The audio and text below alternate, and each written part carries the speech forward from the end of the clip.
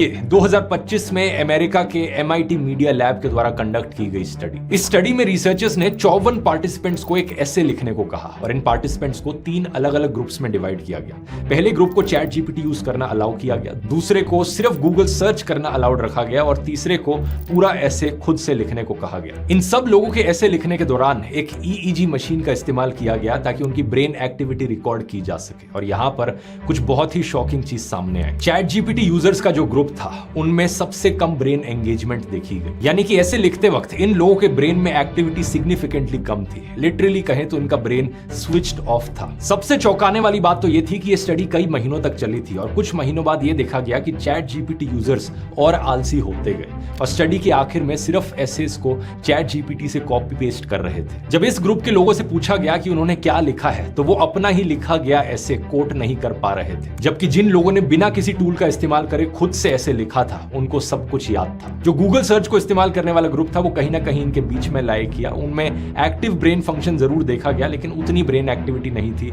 जितनी तीसरे ग्रुप में थी। इसी तरह 2025 में माइक्रोसॉफ्ट और कार्नेगी मेलन यूनिवर्सिटी ने 319 नॉलेज वर्कर्स पर यह वाली स्टडी करी। इसमें पाया गया कि जिन लोगों को एआई पर ज्यादा भरोसा होता है वो बहुत कम क्रिटिकल थिंकिंग करते हैं। जब लोग एआई पर ज्यादा रिलाय करने लगते हैं तो उनकी इंडिपेंडेंट प्रॉब्लम सॉल्विंग स्किल्स कमजोर हो सकती हैं। इसके अलावा स्टडी में पाया गया कि जो लोगों का पहले प्रॉब्लम सॉल्विंग पर फोकस था वो फोकस अब शिफ्ट होकर इस बात पर पहुंच गया कि एग्जिस्टिंग सिस्टम में एआई को कैसे यूज किया जाए और कैसे ऑटोमेट किया जाए टास्क। तीसरी एक ये स्टडी है करीब 666 लोगों पर की गई। इसमें पाया गया कि फ्रीक्वेंट एआई यूज और क्रिटिकल थिंकिंग स्कोर्स में एक बहुत सिग्निफिकेंट नेगेटिव कोरिलेशन है। मतलब जितना ज्यादा एआई यूज उतनी ही कम क्रिटिकल थिंकिंग होती है। इसके पीछे यहां पर रीजन बताया गया कॉग्निटिव ऑफलोडिंग। कॉग्निटिव ऑफलोडिंग का यहां पर मतलब है कि लोग अपने सोचने वाले काम एआई को आउटसोर्स कर देते हैं और इससे उनको खुद सोचने की जरूरत ही नहीं पड़ती। इसके अलावा एक बात यह भी सामने आई कि ये आउटसोर्सिंग यंग लोगों में ज्यादा देखी जा रही है। इन 3 स्टडी से ये बात साफ है कि एआई का एक बहुत बड़ा असर पड़ रहा है हमारे दिमाग की सोचने की कैपेबिलिटीज पर। लेकिन इसके अलावा यहाँ पर एक काउंटर पॉइंट भी है जो कई लोग उठाते हैं कि जब भी कोई नई टेक्नोलॉजी आती है उसको लेकर जो फियर होता है, जो डर होता है